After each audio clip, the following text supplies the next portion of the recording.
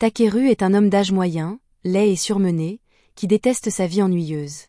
Un jour, après être rentré chez lui après une journée de travail sans intérêt, il s'effondre sur son canapé pour regarder la télévision, mais tout à coup, il se retrouve téléporté dans une dimension étrange, avec le héros X assis en face de lui. Celui-ci affirme être le responsable du système solaire, alors Takeru lui demande s'il est un extraterrestre, mais il répond qu'il est en fait plutôt un dieu, du moins en ce qui concerne Takeru. En résumé, son travail consiste à s'assurer que la vie sur différentes planètes ne s'éteigne pas, et pour cela, il envoie des gens dans de nouveaux mondes pour voir ce qui se passe. Takeru se trouve être le prochain sur la liste des personnes à envoyer, et bien sûr, il a le droit de refuser, mais comme il est techniquement mort à ce moment-là, son âme disparaîtra s'il n'accepte pas d'être envoyé dans un autre monde. Takeru trouve cela tout à fait injuste, et il a raison, ce n'est pas juste, mais il ne peut rien y faire. Camille lui dit qu'il n'a pas à s'inquiéter outre mesure, car il recevra des pouvoirs spéciaux qui lui permettront de survivre dans le nouveau monde, mais il n'a pas vraiment réfléchi aux capacités qu'il devrait donner à Takeru, alors il sort un bloc-notes et commence à noter quelques idées. Il est évident qu'il devra être capable d'utiliser la magie, alors Camille note « mana maximale » et demande à Takeru s'il souhaite obtenir autre chose.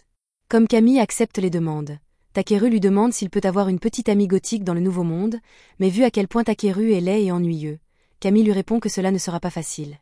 Il promet néanmoins de trouver une solution pour lui une fois qu'il sera arrivé, et en prime, il accorde à Takeru une incroyable capacité de recherche, la compréhension de toutes les langues et plusieurs résistances au début. Il ne sait honnêtement pas s'il a le droit de donner autant de statistiques OP à quelqu'un d'un seul coup, mais il n'a plus le temps de changer quoi que ce soit maintenant que le corps de Takeru a déjà commencé à disparaître, alors il lui souhaite bonne chance dans sa nouvelle vie. L'instant d'après, Takeru se réveille allongé près d'un arbre. Il comprend bien ce qui s'est passé, mais il se demande ce qu'il doit faire maintenant. Il décide de se mettre en route au hasard dans l'espoir de croiser des gens, et heureusement, il aperçoit un village tout proche, même si s'y rendre maintenant ne lui serait pas d'une grande utilité puisqu'il est complètement fauché. C'est alors qu'il se souvient que Camille lui a dit qu'il allait acquérir une compétence de recherche pour l'aider à rassembler des matériaux, ce qui semble être un bon moyen de gagner de l'argent. Il brandit donc son bâton et crie pour activer la magie de recherche, mais rien ne se passe. Il commence alors à paniquer, car s'il ne parvient pas à comprendre comment utiliser son pouvoir, il finira tôt ou tard par mourir de faim. Il commence à écrire des mots déclencheurs possibles sur le sol, et finit par avoir l'idée de simplement dire le mot « recherche », ce qui semble fonctionner. Des icônes violettes apparaissent à côté de tous les objets récoltables dans la zone, et s'il dit le mot « scanner » à côté de l'un d'eux, une description détaillée de ce dont il s'agit s'affiche. Cette fleur particulière est de rang B, et il ne sait pas trop ce que cela signifie, mais cela doit être une bonne chose. Alors il décide de cueillir autant de plantes que possible dans cette zone.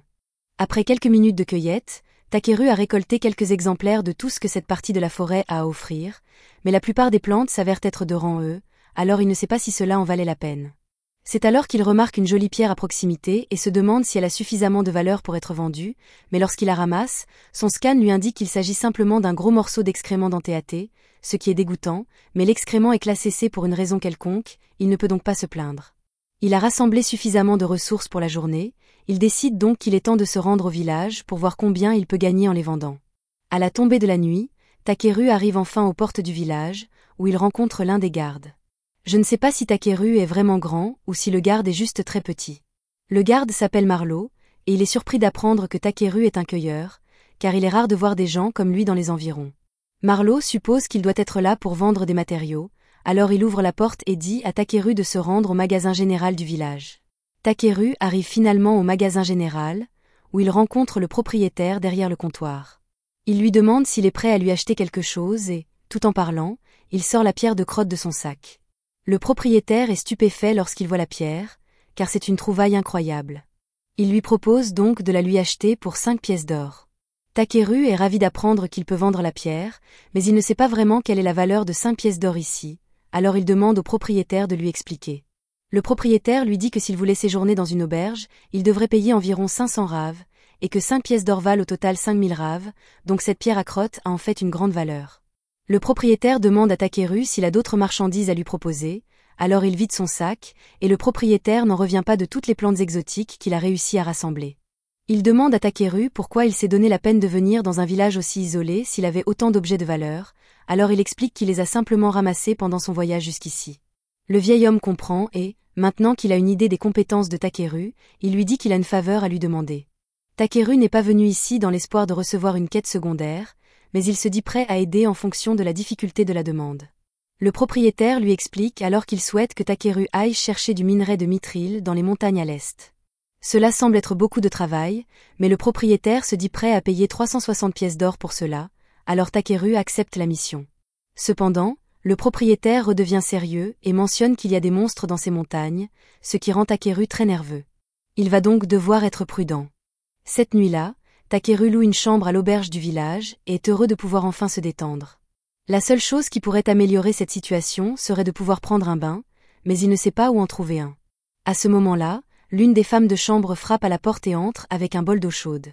Takeru lui demande à quoi cela sert, et elle lui explique qu'une partie de leur service consiste à offrir aux clients des bols d'eau chaude pour qu'ils puissent se laver.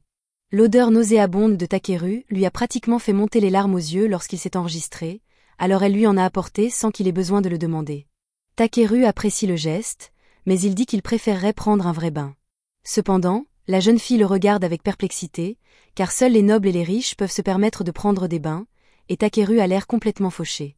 Il tombe à genoux en réalisant qu'il ne pourra pas prendre de bain normalement dans ce monde, et la jeune fille voit qu'il est vraiment bouleversé de ne pas pouvoir se laver.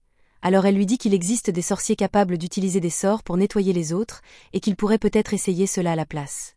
Après l'avoir entendu mentionner les sorciers, Takeru se souvient que Kami lui a donné la capacité d'utiliser la magie, il devrait donc être capable d'utiliser un sort de nettoyage. Il est vraiment reconnaissant à la jeune fille pour son intuition, il lui donne donc un gros pourboire en guise de remerciement et la renvoie. Une fois qu'elle est partie, il tente d'utiliser la magie de nettoyage en criant le mot « nettoie », et cela fonctionne du premier coup. Cependant, sentir la magie se répandre sur tout son corps le fait émettre des sons étranges, et la jeune fille le prend probablement maintenant pour un excentrique. Le côté positif, c'est que le sort de nettoyage semble vraiment efficace, donc Takeru n'aura plus à s'inquiéter de sentir mauvais tout le temps, mais il aimerait tout de même pouvoir profiter d'un vrai bain. Le lendemain, Takeru part à la recherche de quelques objets supplémentaires à vendre lorsqu'il remarque un nouveau symbole grâce à sa compétence de recherche. Chaque symbole représente un type particulier de butin, il se demande donc ce que cela peut être, mais à sa grande horreur, lorsqu'il jette un œil, il trouve un squelette en décomposition sur le sol. Son scan lui apprend que ce pauvre type s'appelle Belria et qu'il doit être mort en combattant ici il y a quelque temps. Il s'approche pour inspecter le cadavre et trouve alors un médaillon avec une note dessus. La note était de la petite sœur de Belria, qui le remerciait essentiellement d'avoir travaillé si dur pour gagner de l'argent afin de soigner la maladie de leur père, mais plus que tout, elle voulait juste que son frère rentre sain et sauf à la maison, alors elle lui avait demandé de ne rien faire de trop dangereux, mais il n'avait clairement pas écouté son conseil. Takeru passe l'heure suivante à organiser les funérailles de Belria, puis, une fois celle-ci terminée, il dessine un cercle et jette un sort pour créer une barrière afin de pouvoir installer son campement. Le lendemain matin, Takeru s'enfonce davantage dans la forêt, jusqu'à arriver dans la forêt aux arbres blancs. Cet endroit est censé être rempli de monstres et effrayant comme tout, Takeru aurait donc préféré l'éviter, mais c'est le seul moyen pour lui d'atteindre la montagne orientale. Il jette un sort de lumière afin de bien voir et de pouvoir scruter les environs, mais il ne repère rien de très intéressant. Plus étrange encore, il ne voit aucun monstre dans les environs, alors que cet endroit est censé en regorger. Il ne s'interroge pas trop et décide de profiter de cette étrange absence de monstres pour traverser la forêt à toute vitesse. Cependant, alors qu'il courait, il finit par tomber directement du bord d'une falaise. Il n'y a aucune chance qu'il survive à une telle chute, alors il commence désespérément à réciter des formules magiques pour tenter de se sauver. Heureusement, lorsqu'il prononce le mot « voler », un sort de lévitation s'active, lui permettant d'atterrir en toute sécurité. Il est maintenant coincé au fond d'une caverne, mais il remarque une tonne de minerais dans les parois voisines. Il décide donc d'en profiter et commence à les extraire. Il trouve beaucoup de minerais précieux comme l'argent, mais toujours aucun signe de mithril. Il décide donc de s'enfoncer plus profondément dans les grottes. Après avoir marché un moment, son sens de la recherche l'alerte de la présence d'un minerai enfoui profondément dans les rochers, mais avant que Takeru ne puisse s'y rendre, il sent tout le réseau de grottes commencer à trembler. Il va donc devoir être prudent. Il utilise une explosion de feu contrôlée pour briser la roche, et par chance, il parvient à trouver du minerai de mithril, mais en quantité insuffisante. Le réseau de grottes se met soudain à trembler à nouveau, et Takeru commence à craindre que le plafond ne s'effondre. La chose la plus intelligente à faire serait de rentrer chez lui pour la journée et de revenir lorsqu'il sera certain que tout est sûr, mais, tel un plongeur spéléologue fanatique, il décide de continuer à s'enfoncer dans les profondeurs. Il finit par tomber sur une ouverture qui le mène à une magnifique nappe phréatique, et il est vraiment excité car l'eau est éblouissante. Il utilise son pouvoir pour l'analyser et, à sa grande surprise, il découvre qu'il s'agit d'une eau magique de dragon ancien de rang S, c'est la chose la plus précieuse qu'il ait jamais trouvée. même si la partie dragon ancien l'inquiète un peu, car il ne voudrait pas avoir à affronter l'un d'entre eux. À ce moment-là, alors que Takeru plonge ses mains dans l'eau, quelque chose d'énorme émerge de l'eau, et un instant plus tard, Takeru se retrouve face à face avec l'ancien dragon. Le dragon lui crie dessus pour avoir osé s'introduire dans son repère et dégage une pression mortelle pour intimider Takeru, mais celui-ci ne remarque rien d'anormal. Takeru se rend compte que c'est de sa faute s'il s'est introduit dans la demeure du dragon, alors il s'excuse sincèrement pour son erreur, mais cela prend le dragon au dépourvu, car il n'a jamais vu quelqu'un rester aussi calme en sa présence auparavant. Il prend Takeru en sympathie et lui demande s'il est vraiment un humain, car il possède une quantité anormalement élevée de mana. Il dit que la réserve de mana de Takeru pourrait même être supérieure à la sienne, mais Takeru n'a aucune idée de ce dont il parle. Le dragon s'appelle Voldia, et maintenant qu'il sait que Takeru possède une réserve de mana aussi importante, il a une faveur à lui demander. En gros, il veut que Takeru fasse éclore son œuf, car il n'a pas assez de mana pour le faire, et en récompense, il lui donnera un gros morceau de minerai de mithril. Takeru pense que cela semble assez facile à faire, alors il prend l'œuf et commence à y canaliser son mana, mais à mi-chemin, l'œuf commence soudainement à drainer tout son mana jusqu'à ce qu'il finisse par perdre connaissance. À son réveil, il trouve un petit bébé dragon assis devant lui et réalise que l'éclosion a été un succès. Voldia est heureux de voir que son enfant est enfin né, mais il demande ensuite à Takeru de l'emmener avec lui dans son voyage. Takeru lui demande s'il est sûr de sa décision, car il pensait que Voldia voudrait passer du temps avec son enfant, mais Voldia répond que Takeru est bien plus fort que lui et que son enfant sera mieux avec lui. Maintenant qu'il a du lait à acheter au fond de son lac, Voldia s'immerge et laisse Takeru s'occuper de Bi. Takeru et Bi finissent par sortir de la grotte, mais il fait presque nuit et il leur sera difficile de traverser la forêt une fois la nuit tombée. Ils décident que la meilleure chose à faire est de passer la nuit sur place et de poursuivre leur voyage le lendemain, et demandent donc à Bi de se préparer à installer le campement. Il commence par fouiller dans son sac de rangement et en sort un peu de l'eau magique qu'il a récupérée dans la grotte pour Bi. Cette eau magique est apparemment essentielle à la croissance d'un jeune dragon, c'est donc une bonne chose qu'il en ait récupéré autant. Après avoir bu sa première tasse, Bi en redemande à Takeru, mais lorsqu'il lui apporte une autre tasse d'eau, au lieu de la prendre, elle la repousse vers Takeru, l'encourageant à la boire à sa place. Takeru n'est pas particulièrement enthousiaste à l'idée de boire de l'eau dans laquelle un dragon se baigne depuis des siècles, mais il ne veut pas dire non à Bi, alors il avale le verre, et en fait, le goût n'est pas si mauvais. Il est maintenant temps pour Takeru d'installer le campement, alors il pose quelques pierres magiques pour créer une barrière protectrice. Techniquement, dans ce monde, les pierres magiques sont censées être une denrée extrêmement précieuse, mais il est capable de les fabriquer facilement en pensant très fort à un sort et en versant de la magie dans sa main. Celle-ci, par exemple, est une pierre magique chauffante, et Takeru prévoit de l'utiliser pour préparer le dîner de ce soir. Il la place donc dans la cheminée et commence à cuisiner. Il prépare un steak grillé et un ragoût de viande pour l'accompagner. Cela a toujours été son plat préféré, et il semble que Bi veuille aussi y goûter, car elle est pratiquement en train de baver partout. Takeru ne sait pas si c'est une bonne idée qu'un bébé dragon mange de la vraie nourriture alors qu'il est né il y a seulement 2 heures, mais il lui donne quand même un bol, et Bi se brûle rapidement les lèvres car elle ne savait pas que la soupe était si chaude. Takeru souffle un peu dessus pour la refroidir et la rend à Bi afin qu'elle puisse la goûter correctement, et elle adore le ragoût. Takeru est heureux de voir que Bi a autant apprécié sa cuisine, mais il se demande ce qu'elle pense du fait de devoir quitter Voldia. Bi regarde Takeru avec un air perplexe, car pourquoi Voldia lui manquerait-il alors qu'elle a Takeru à ses côtés? Pendant que Bi le serre dans ses bras, il utilise son pouvoir d'évaluation sur elle et est surpris de voir que Bi est déjà de rang B, même si elle est encore toute petite et mignonne. Elle possède également plusieurs dons qui semblent puissants, comme évolution illimitée, et elle finira donc forcément par devenir plus forte que lui, mais il tient à lui faire comprendre qu'il lui est absolument interdit de faire quoi que ce soit d'imprudent, ce qui est un bon conseil en principe, mais Bi ne l'écoute pas du tout. Le lendemain matin, Takeru remonte la falaise, et lorsqu'il arrive au sommet, il est surpris de voir que la forêt semble tout à fait normale. Il se demande ce qui a pu provoquer un changement aussi radical pendant la nuit, mais ce n'est pas son travail de comprendre ce genre de choses, alors il décide de laisser tomber. Comme il est là de toute façon, il se dit qu'il pourrait aussi bien faire un peu de cueillette, alors il utilise sa capacité de recherche pour scanner les ingrédients de Rance et à proximité, mais juste au moment où il s'apprête à les ramasser, Bi arrive en volant vers lui, paniqué, car il y a quelque chose d'effrayant dans la forêt. Takeru change la cible de son scan pour repérer les monstres hostiles dans la zone, et comme prévu, il localise une demi-douzaine d'ennemis qui se rapprochent d'eux. Il n'aime peut-être pas se battre, mais il est tout à fait capable de s'occuper seul de quelques monstres. Tout à coup, un griffon de pierre apparaît derrière lui, mais comparé à Voldia, cela ne semble guère être un inconvénient, et il a même hâte de goûter la viande juteuse de l'oiseau une fois qu'il l'aura tué. Il lance un bouclier pour se protéger, puis conjure 3 aiguilles de glace avant de les lancer sur le monstre et de l'abattre d'un seul coup.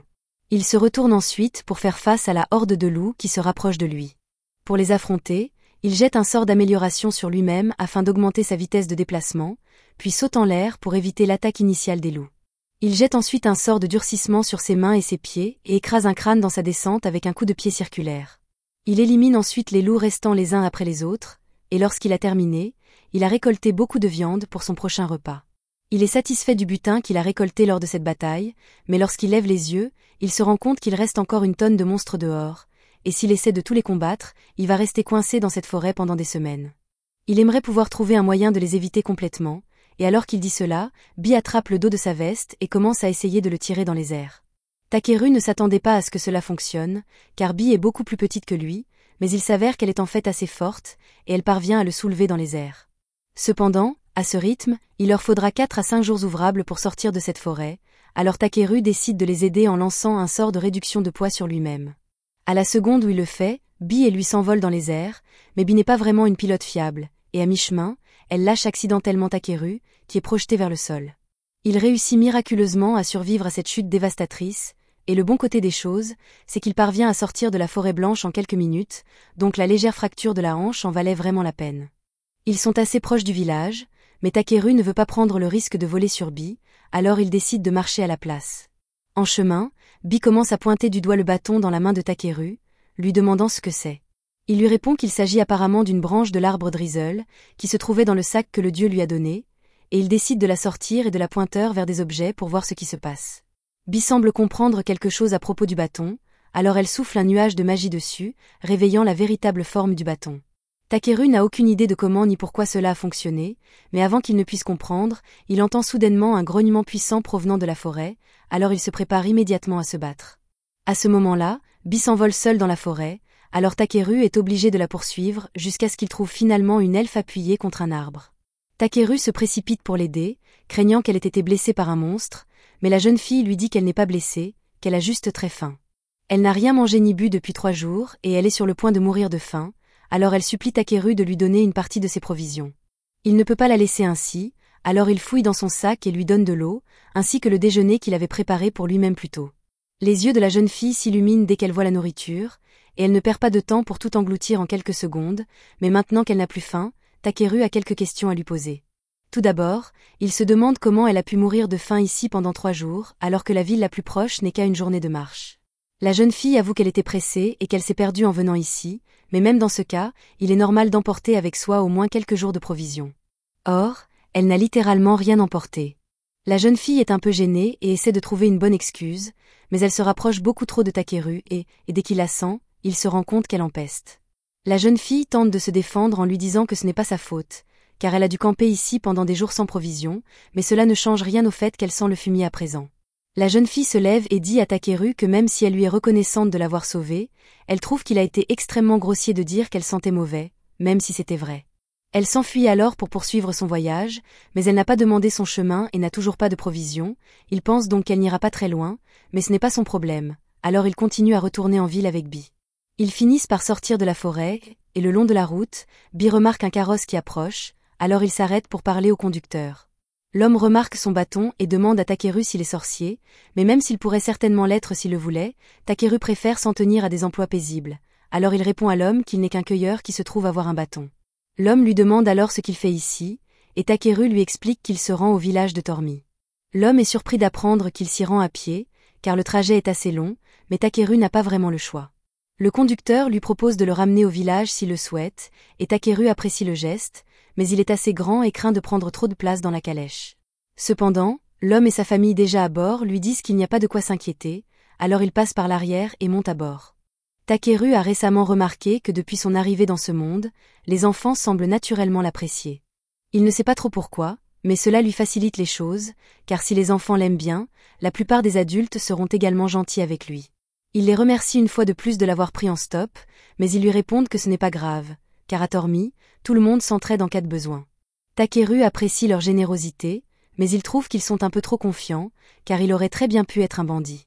Cependant, ils lui disent qu'ils savaient qu'il n'était pas un bandit, car s'il avait été une mauvaise personne, cette cloche aurait sonné et il ne lui aurait jamais proposé de le conduire. Takeru est étonné que des cloches puissent être enchantées avec des pierres magiques pour détecter si quelqu'un est mauvais ou non, et il se demande s'il pourra fabriquer quelque chose de similaire plus tard. À ce moment-là, Yunnan remarque un bruit étrange provenant de la veste de Takeru, alors elle lui demande ce que c'est, et il est obligé de lui expliquer qu'il a en fait amené un monstre rare avec lui. Il s'attendait à ce que la famille panique un peu à l'évocation d'un monstre, mais ils lui disent qu'il est en fait tout à fait normal que des aventuriers gardent des monstres comme animaux de compagnie de temps en temps, donc cela ne les dérange pas.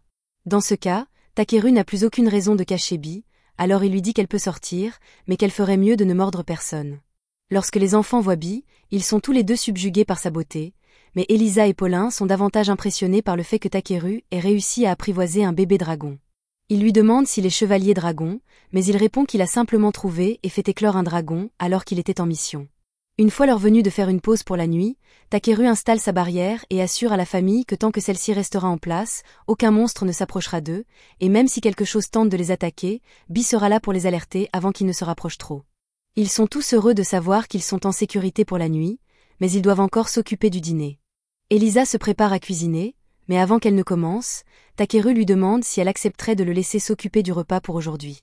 Il fouille dans son sac et en sort toutes ses casseroles, ce qui étonne les enfants, car il est impossible que tout cela puisse tenir dans un sac aussi petit. Takeru explique que son sac fonctionne comme une boîte à objets, qu'il est donc beaucoup plus spacieux qu'il n'y paraît et qu'il est très pratique pour rassembler des choses.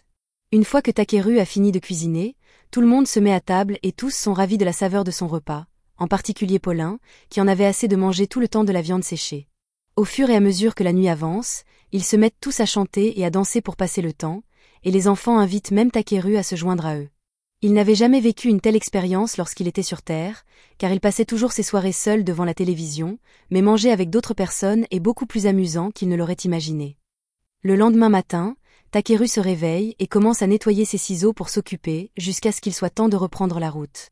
Paulin lui dit qu'ils peuvent partir après le petit déjeuner, mais Takeru a en fait une petite faveur à lui demander. Il n'a jamais conduit de calèche auparavant, alors il demande à Paulin de le laisser essayer. Celui-ci n'y voit aucun inconvénient et laisse Takeru prendre les rênes, mais ils arrivent rapidement au village. Takeru descend de la calèche et Paulin le remercie de leur avoir donné à manger, mais Takeru répond que c'est lui qui devrait les remercier, car il n'a pas eu à rentrer seul à pied. Paulin et les autres repartent ensuite, et tandis que le petit garde les regarde s'éloigner, il dit que le printemps doit enfin être arrivé. Takeru ne comprend pas ce que cela signifie, alors il demande des explications au garde, qui lui apprend que Paulin gagne sa vie en tissant. Il se rend souvent dans des régions plus chaudes pour son travail, et le voyage est toujours difficile pour lui et sa famille. Incapables de chasser, ils doivent survivre avec de maigres rations. Cela explique pourquoi il était si heureux de goûter la nourriture de Takeru, et en apprenant à quel point Paulin est mal loti, Takeru réalise la chance qu'il a d'avoir un pouvoir qui lui permet de rassembler des matériaux. Peu après, Takeru retourne à la boutique de Jérôme pour livrer les matériaux qu'on lui a demandé de rassembler et fait un petit test. Takeru glisse un minerai de mithril magique qu'il a trouvé dans l'antre du dragon parmi le mithril ordinaire pour voir si Jérôme est du genre à l'arnaquer. Jérôme passe un long moment à examiner les pierres et finit par conclure que celle-ci doit être un morceau de minerai de mithril magique. Il dit à Takeru que quelques-uns d'entre eux contiennent suffisamment de magie pour remplacer la plupart des pierres magiques du royaume, et Takeru feint la surprise même s'il le savait déjà. Jérôme lui dit qu'il est incroyable qu'il ait pu trouver quelque chose d'aussi précieux, mais Takeru tente de minimiser cet exploit et répond qu'il est simplement tombé dessus par hasard pendant son voyage. Même si Takeru prétend l'avoir trouvé à ses pieds, Jérôme lui dit qu'il faut tout de même beaucoup de talent pour trouver des choses comme ça, et lui conseille de se rendre à la ville de Belcam. Elle est beaucoup plus grande que ce village, et même si Jérôme n'aime pas l'idée de laisser partir un talent comme Takeru, il pourra y trouver une plus grande variété d'articles à acheter et à vendre qu'ici. Il demande simplement à Takeru, lorsqu'il se sera fait un nom, d'envoyer quelques clients supplémentaires à Jérôme. Takeru n'a pas vraiment l'intention de devenir célèbre, mais l'idée de se rendre dans la grande ville l'intrigue, alors il décide de se renseigner à ce sujet une fois de retour à l'auberge. Il y découvre que Belcam possède une guilde d'aventuriers qui négocie des demandes dans tout le pays. Les aventuriers eux-mêmes sont divisés en plusieurs catégories, combat, soutien et divers autres rôles. Comme Takeru se trouve dans un autre monde, il veut s'essayer à l'aventure et voyager à travers le monde pendant un certain temps. Il décide de rejoindre la guilde de Belcam, mais avant cela, il lui reste encore quelque chose à faire à Tormy. Il se rend en ville et trouve d'abord quelqu'un pour traiter tous les monstres qu'il a capturés. Pendant qu'il attend que cela soit fait, il passe la nuit à faire la fête avec les villageois et à profiter d'un festin. Le lendemain matin, Takeru retourne chez le boucher, et maintenant que toutes les parties des monstres ont été traitées, il a suffisamment de nourriture et d'assaisonnement pour toute la durée de son voyage. La femme lui dit qu'il va se sentir seul ici sans Takeru, et beaucoup d'autres villageois ont également exprimé leur souhait qu'il reste un peu plus longtemps. Takeru répond que cet endroit lui manquera aussi, mais qu'il y a beaucoup d'endroits passionnants à visiter et de nouvelles personnes à rencontrer, et qu'il ne peut donc pas s'installer ici. La femme comprend et dit qu'elle n'insistera pas davantage, mais avant que Takeru ne parte, elle veut lui donner quelque chose en plus. Elle lui tend un sac et lui dit qu'elle lui a préparé un déjeuner à emporter. En fait, elle lui a préparé une tonne de déjeuner à emporter, donc Takeru n'aura pas à s'inquiéter pour la nourriture pendant un certain temps. Après cela, il retourne dans sa chambre, et la seule chose qui lui reste à faire est de trouver à quoi servir le minerai de mithril magique. Jairam lui a dit qu'il n'avait pas les moyens de l'acheter, alors Takeru n'a aucune idée de ce qu'il est censé en faire maintenant. Il est trop précieux pour être jeté, mais comme il contient apparemment une tonne d'énergie magique, Takeru se demande s'il peut l'utiliser pour créer quelque chose d'utile pour les villageois, qui ont été si gentils avec lui. C'est alors qu'il remarque sa lampe sur la table, ce qui lui donne une idée. Il prend donc la pierre magique et essaie de la combiner avec la lanterne. Il ne lui faut pas longtemps pour comprendre comment faire, et après un grand éclair, un objet magique est créé. Le lendemain matin, alors que Takeru s'apprête à partir, tout le village vient lui dire au revoir. Takeru les remercie pour tout ce qu'ils ont fait pour lui et, pour leur montrer sa gratitude, il leur a fabriqué ceci. Il explique à tout le monde qu'il s'agit d'un objet magique qui créera une barrière autour du village afin d'empêcher toute personne mal intentionnée d'y pénétrer. Bien que tous lui soient reconnaissants pour sa gentillesse, il se demande s'il est vraiment acceptable pour eux d'accepter quelque chose d'aussi précieux. Takeru leur répond que ce n'est pas grave, car c'est le moins qu'ils puissent faire pour les remercier. De plus, il voulait s'assurer que le village serait toujours intact au cas où il reviendrait leur rendre visite. Jérôme est un peu curieux de savoir ce qui alimente l'appareil, alors il jette un œil à l'intérieur, et comme prévu, il trouve la pierre magique, qui vaut une petite fortune. Il s'apprête à dire qu'ils ne peuvent vraiment pas accepter un cadeau aussi coûteux, mais Takeru a déjà franchi la porte pendant qu'il parlait, il n'y a donc plus moyen de le lui rendre maintenant. Alors que Takeru marche en direction de Belcam, il prend un moment pour profiter du paysage paisible. Cependant, cette paix ne dure pas longtemps, car il rencontre bientôt un crabe géant au milieu de la route. Une fois le choc initial passé, Takeru examine les statistiques du crabe, qui n'ont rien de remarquable, mais dès qu'il constate que le crabe est comestible, il décide que Bi et lui mangeront des fruits de mer pour le dîner. Takeru se lance un sort d'amélioration en prévision du combat. Avant qu'il n'ait pu faire quoi que ce soit, Bi s'envole soudainement et frappe le crabe d'un cri sonique qui l'assomme. Takeru est impressionné, car il ne savait pas que Bi était capable d'une telle chose, mais le combat n'est pas encore terminé, car deux autres crabes apparaissent soudainement. Takeru pense qu'il est en sécurité au milieu de la route, car les crabes ne peuvent se déplacer que latéralement, mais il se trompe lourdement, car ces crabes sont capables d'avancer très rapidement. Ils l'encerclent tous les deux, et Takeru est sur le point d'être écrasé, mais avant que les crabes ne se rapprochent, Bi tire Takeru dans les airs, les amenant à s'écraser l'un contre l'autre. Takeru remercie Bi pour sa réactivité, mais le combat n'est pas encore terminé, car le premier crabe vient de reprendre conscience et charge Takeru sans réfléchir. Il invoque donc son bâton et frappe le crabe en plein dans les airs, le tuant enfin. Maintenant que tous les crabes ont été vaincus, il est temps pour Takeru de commencer à les préparer. Il utilise d'abord son pouvoir de durcissement sur son bras pour le transformer en couteau de fortune, puis il se met au travail et coupe toutes les pinces et les pattes. Quelques minutes plus tard, il a préparé tous les membres pour la cuisson, alors il sort une marmite géante et les y met tous. Ne lui demandez pas où il a trouvé cette marmite géante. Il ajoute de l'eau et beaucoup de sel, et après quelques heures de cuisson, la chair de crabe est enfin prête. Bi et lui se jettent dessus. Ils adorent tous les deux le goût de la chair de crabe, alors Takeru prévoit désormais d'éliminer et de manger autant de monstres que possible afin de pouvoir goûter toutes sortes de plats délicieux. Quelques jours plus tard, Takeru et Bi arrivent aux portes de la ville de Belcam, et il est émerveillé par la magnificence des remparts de la forteresse. Il remarque qu'il y a une longue file d'attente à la porte où se déroulent les inspections, alors il s'avance pour rejoindre la file, mais avant que son tour n'arrive, il décide de dissimuler son sac magique, car il serait malvenu que les gardes découvrent qu'il dispose d'un espace de stockage infini. Une fois son tour venu, Takeru est convoqué dans une pièce séparée pour rencontrer les gardes. Tandis que l'un d'eux fouille ses affaires, l'autre lui demande ce qu'il vient faire à Belcam. Takeru explique qu'il est venu ici parce qu'il souhaite s'inscrire à la guilde des aventuriers, ce que le garde comprend parfaitement, car Belcam possède la plus grande guilde du continent. Il ne trouve pas Takeru suspect, mais il doit tout de même faire son travail, alors il lui dit qu'il va le contrôler avec Avaro. Takeru n'a jamais entendu parler d'Avaro, alors il demande au garde à quoi cela sert, et celui-ci lui explique que cela leur permet essentiellement de vérifier si une personne est suspecte ou non. Takeru ne s'en soucie pas, car c'est soit cela, soit une fouille corporelle complète. Le garde utilise donc l'appareil pour le scanner, et après quelques secondes, il déclare qu'il n'y a rien d'anormal. Takeru est assez curieux de savoir ce que le garde a vu, alors il utilise son pouvoir pour scanner l'appareil magique et voit la fenêtre d'état qui a été montrée au garde. Elle indique simplement que Takeru peut utiliser la magie, et il est soulagé que la longue liste de capacités que le dieu lui a donnée n'apparaisse pas lors des scans normaux. Les gardes lui disent qu'il peut passer, mais ils ont une dernière question avant que Takeru ne parte. Ce n'est pas très important, mais ils se demandent pourquoi Takeru a la bénédiction des dragons sur son écran de statistiques. Takeru explique que c'est probablement à cause de son animal de compagnie, alors il demande à Bi de sortir, et les deux gardes sont émerveillés par sa beauté.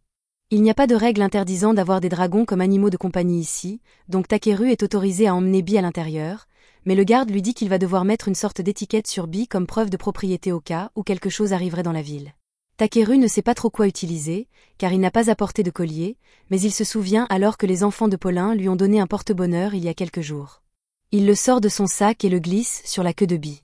Le garde dit que cela suffit, il ne reste plus qu'à remplir un rapport pour informer le maire qu'un dragon est entré dans la ville, mais Takeru n'a pas à s'en soucier. Ils lui rendent son sac et lui disent que s'il veut se rendre à la guilde des aventuriers, il peut y aller en suivant la route principale.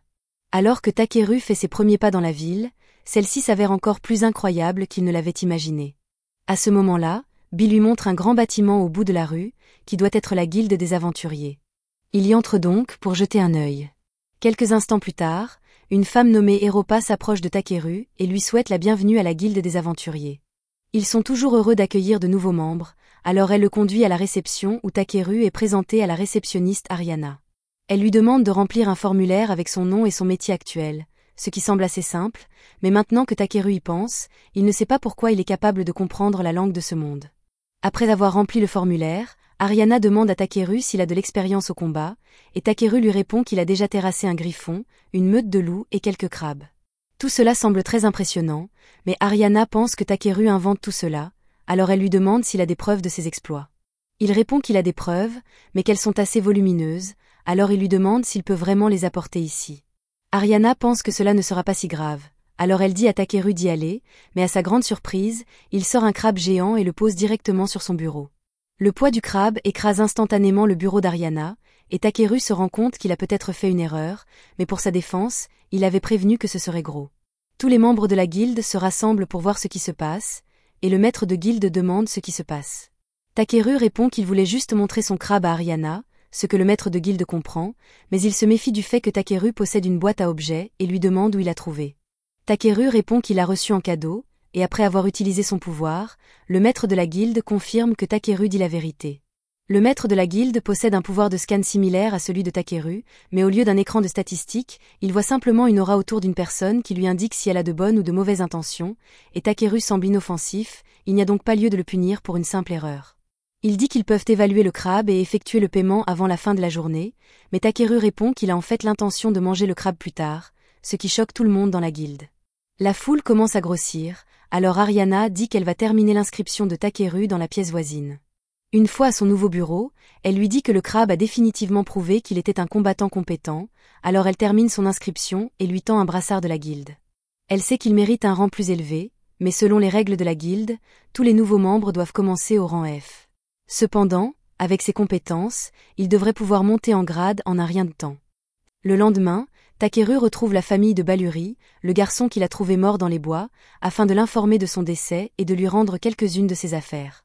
La famille de Balluri est dévastée, d'autant plus qu'elle lui avait demandé de ne pas partir à l'aventure, mais il avait insisté pour le faire afin de payer les médicaments de son père. Takeru voit bien que le père est toujours très malade et qu'il souffre de la perte de son fils, alors il veut faire quelque chose pour aider. Il se rend ensuite à la guilde pour vendre un tas d'herbes, et le commis est ravi de voir la taille impressionnante des champignons et des feuilles. À ce moment-là, Ariana arrive au coin de la rue à la recherche de Takeru, et il semble qu'il soit devenu très populaire en ville ces derniers temps, car une tonne d'offres d'emploi ont été publiées à son nom. Takeru est heureux d'apprendre que les gens ont une si bonne opinion de lui, mais il n'a pas assez de temps pour accepter tous ces emplois, alors il lui dit qu'il n'en prendra que quelques-uns pour l'instant. Après cela, Takeru se rend au bain public pour prendre un long bain relaxant, et quelques instants plus tard, Clé entre à son tour et s'installe juste à côté de Takeru. Takeru est surpris de le voir ici, car il ne vient généralement pas à cette heure-là, mais il dit qu'il semble qu'il va bientôt pleuvoir et qu'il voulait donc prendre un bain rapide avant. Quoi qu'il en soit, Puisque Takeru est là, Clay lui demande s'il sait utiliser la magie de guérison, car des rumeurs circulent selon lesquelles il aurait soigné gratuitement un homme malade dans les bidonvilles il y a quelque temps. Takeru admet que c'est vrai, et Clay est surpris d'entendre cela, car la plupart des guérisseurs demandent des honoraires très élevés. Maintenant que Takeru y pense, il craint que les guérisseurs qui font payer leurs services lui en veuillent de leur faire concurrence, mais le fait que ce soit la seule préoccupation de Takeru ici fait rire Clay. Il encourage Takeru à passer le test d'évaluation de rang afin qu'il puisse monter en grade, mais celui-ci répond qu'il n'en a pas vraiment envie, car il est satisfait de la situation actuelle. Clay voit bien que Takeru est un type décontracté, mais il avertit qu'il finira par attirer une attention indésirable en agissant ainsi. Alors qu'il s'en va, il encourage Takeru à en apprendre un peu plus sur le fonctionnement du monde. Plus tard, Takeru livre un autre lot d'herbe à la guilde, et le commis le remercie pour son travail, mais il aimerait vraiment que Takeru envisage de monter en grade, car il pourrait facilement atteindre un rang élevé. Takeru répète qu'il est heureux là où il est et qu'il n'a pas l'intention de dépasser le rang F.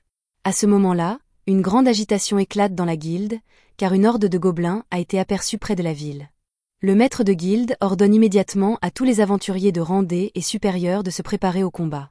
Il demande ensuite à la réceptionniste s'il y a des aventuriers de rang à disponibles pour se joindre au combat, mais malheureusement, la plupart d'entre eux sont déjà en mission, et le seul aventurier de rang à restant est Clay. Le maître de guilde est soulagé de savoir qu'ils auront au moins le soutien de l'honorable roi dragon, et il demande à Musli d'aller informer Clay de la situation immédiatement. Takeru assiste à toute la scène, et même s'il pourrait probablement vaincre à lui seul toute l'armée des gobelins, il n'est que de rang F, donc il se moque bien d'apporter son aide. Cependant, le maître de guilde est bien conscient de ce que Takeru essaie de faire, alors il le prend à part et lui dit qu'il participera à la mission, qu'il le veuille ou non. Peu de temps après, une fois tous les aventuriers rassemblés, le maître de guilde leur explique le déroulement de l'opération. Les lignes de front se trouvent dans les plaines méridionales de Stavlau et les gobelins vont probablement se diriger directement vers Belcam à partir de là. Ils ne peuvent pas laisser les gobelins franchir les remparts de la ville, alors le maître de guilde leur demande d'intercepter les gobelins à la rivière Zawi. Tout le monde semble enthousiaste à l'idée de défendre la ville, mais Takeru n'a vraiment pas envie d'être là. À ce moment-là, deux aventuriers à côté de lui remarquent que Takeru est de rang F et lui demandent pourquoi un faible comme lui a été autorisé à participer à une mission comme celle-ci. Le maître de guilde s'approche alors, explique qu'il ne sait pas exactement pourquoi, mais que tous les membres de son personnel n'ont cessé de faire l'éloge de Takeru, et qu'il a donc pensé que ce serait une bonne idée de l'emmener avec eux. Techniquement, il n'a pas le droit de forcer un aventurier de rang F à se battre, car l'union lui tomberait dessus, mais rien ne l'empêche de demander à Takeru de ramasser des objets de valeur sur le champ de bataille. Le maître de guilde s'éloigne alors, et Musli s'excuse auprès de Takeru car elle ne comprend pas pourquoi le maître de guilde obligerait un membre de rang F à participer à un combat, mais quoi qu'il en soit, elle promet de faire de son mieux pour le soutenir sur le terrain. Takeru ne comprend pas de quoi elle parle, alors Musli lui explique qu'elle sait utiliser un peu de magie de guérison et qu'elle l'aidera en tant que médecin. Takeru comprend pourquoi Musli a été sollicité, mais vu son enthousiasme à l'idée d'un combat mortel, il a le sentiment que quelque chose va terriblement mal tourner. Peu après, Takeru arrive à l'avant-poste avec Musli, et dès qu'ils y parviennent, elle est effrayée par un oiseau et commence à s'agripper au bras de Takeru. Il lui demande de le lâcher, mais Musli est trop terrifiée pour lâcher son étreinte. Elle continue d'insister sur le fait qu'elle n'a pas peur, mais Takeru n'est pas aveugle. Il lui dit qu'il se trouve dans un avant-poste arrière, loin de tout combat réel, et que les chances qu'elle rencontre un véritable monstre sont donc très faibles. Il lui dit qu'il n'y a rien de mal à avoir peur, car même les guerriers les plus courageux connaissent la peur, et qu'elle doit simplement faire de son mieux avec les capacités dont elle dispose. Les paroles de Takeru remontent le moral de Musli, qui promet de faire de son mieux et court se réfugier dans l'une des tentes. Quelques instants plus tard, Clay sort et trouve amusant que Takeru vienne de faire un discours sur l'importance de se battre, alors qu'il avait tout fait pour éviter de venir sur le champ de bataille plus tôt. Takeru voit l'ironie dans ses propos, mais il répond qu'il n'aime tout simplement pas s'impliquer inutilement dans des problèmes. En parlant d'éviter les combats, Takeru est surpris de voir Clay à l'arrière, car il pensait qu'il serait en première ligne avec les autres. Clay admet que certaines vieilles blessures ont recommencé à le faire souffrir, et que son corps ne fonctionne donc pas aussi bien que d'habitude. Takeru lui demande s'il parle des cicatrices qu'il a vues sur son dos lorsqu'ils étaient au bain public. Clay se fige un instant, s'attendant à ce que Takeru le méprise pour avoir des cicatrices aussi honteuses, mais celui-ci ne voit pas où est le problème. Clay explique que les cicatrices dans le dos sont une tache sur la fierté d'un guerrier, car elles signifient que vous avez été blessé en fuyant un adversaire, mais Takeru ne pense pas qu'il y ait quoi que ce soit de honteux à cela. On voit bien que Clay a reçu ses cicatrices en essayant de protéger quelqu'un, et même s'il a été gravement blessé, il a quand même réussi à survivre, c'est donc quelque chose dont il devrait être fier. À ce moment-là, les deux hommes entendent le grondement sourd de centaines de pas qui se rapprochent. Clay se rend compte que la formation défensive du maître de guilde sur la ligne de front a dû être percée et que l'ennemi approche, ils doivent donc se préparer au combat. Clay attrape une lance et dit à Takeru qu'il part à leur rencontre. Même si ses cicatrices lui causent encore beaucoup de douleur, il jure qu'il protégera Takeru même si son corps doit en souffrir. Takeru tente de convaincre Clay qu'il n'a vraiment pas besoin de faire cela, mais celui-ci est déjà loin. Il regarde alors vers la tente et voit Musli en train de soigner l'aventurier blessé. La voir faire tant d'efforts malgré sa peur, même alors que l'ennemi approche, le fait se sentir coupable d'avoir voulu choisir la facilité. Ici et maintenant, il décide de faire tout ce qui est en son pouvoir pour s'assurer que tout le monde rentre sain et sauf. Alors il jette un sort pour créer une barrière autour de l'avant-poste afin de protéger Musli et les autres guérisseurs, puis se dirige vers le front pour affronter les gobelins. Sur le front, les aventuriers se battent tous pour leur vie afin de tenir les gobelins à distance, mais à ce rythme, ce n'est qu'une question de temps avant que les gobelins n'envahissent la ville. Cependant, tout à coup, Takeru arrive en courant sur le champ de bataille et frappe l'un des gobelins, si fort qu'il est projeté contre un pilier de pierre. Takeru est un peu effrayé à l'idée de combattre des monstres humanoïdes, mais il n'a pas le temps de réfléchir à l'éthique de la situation, alors il demande à Bi d'éliminer les autres à sa place. Bi s'envole dans les airs et utilise la magie de la foudre pour carboniser tous les gobelins de la zone d'un seul coup. Maintenant que tout le monde est en sécurité, Takeru va voir comment ils vont et leur demande ce qui s'est passé. Diego explique que leur formation tenait bien au début, mais qu'à un moment donné, un sergent gobelin de haut rang est apparu et que les choses ont rapidement dégénéré.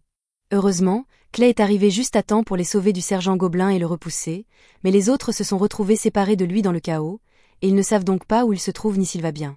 Takeru part à la recherche de Clay, et près de la forêt, nous le voyons se battre pour sa vie, encerclé par des gobelins. Il parvient à en éliminer quelques-uns avec sa lance, mais ses blessures sont encore très douloureuses et la douleur le met à genoux. Les gobelins tentent alors de profiter de la situation et le poignardent dans le dos. Cependant, avant qu'il n'ait pu le faire, Takeru vient à la rescousse de Clay et les électrocute à mort.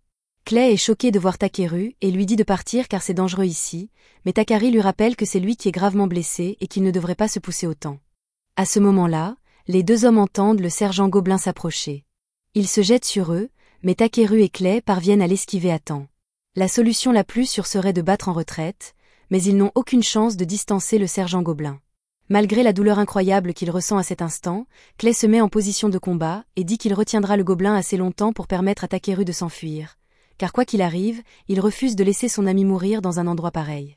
Takeru est touché par la détermination de Clay, alors il lui demande si les cicatrices sur son dos ont une valeur sentimentale pour lui. Clay trouve cette question étrange au milieu d'un combat, car ces cicatrices ne font que lui rappeler ses échecs passés, et il les déteste de tout son cœur.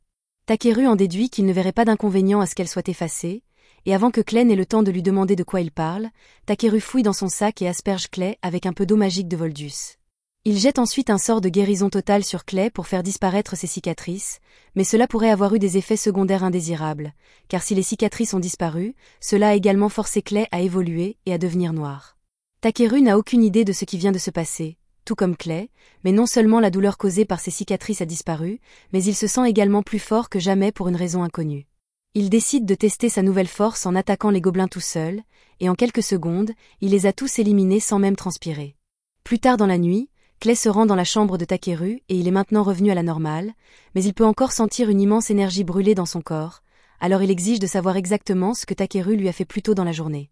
Takeru explique qu'il a simplement utilisé de l'eau magique provenant d'un dragon ancien comme catalyseur et qu'il a lancé un sort de guérison. Clay est perplexe, alors il demande à Takeru comment il connaît un dragon ancien, et celui-ci lui explique que Voldus est le père de Bi, ce qui signifie en quelque sorte que Bi est également un dragon ancien. Clay s'assoit et prend un moment pour assimiler toutes les informations qu'il vient d'apprendre. Il est reconnaissant envers Takeru pour ce qu'il a fait pour lui, mais aucune personne ordinaire n'aurait été capable d'un tel exploit, alors Clay lui demande qui il est vraiment. Takeru se rend compte qu'il en a peut-être trop dit, mais après tout, le dieu ne lui a jamais dit qu'il devait garder son identité secrète, il n'y a donc aucune raison de la cacher à un ami de confiance. Il dit à Clay qu'il vient d'un autre monde, et Clay reste stupéfait pendant un moment, car il ne sait pas si Takeru se moque de lui ou non. Takeru l'assoit et lui explique tout ce qui s'est passé concernant sa réincarnation, mais Clay a encore du mal à y croire. Cependant, compte tenu de toutes les choses impossibles que Takeru a déjà accomplies, cela ne semble finalement pas si étrange. Clay promet de garder le secret sur les origines de Takeru, mais il lui dit qu'il doit faire plus attention à la façon dont il utilise son pouvoir, car modifier le corps de quelqu'un n'est pas une mince affaire. C'était la fin de l'épisode 4. Abonnez-vous pour ne pas manquer le prochain.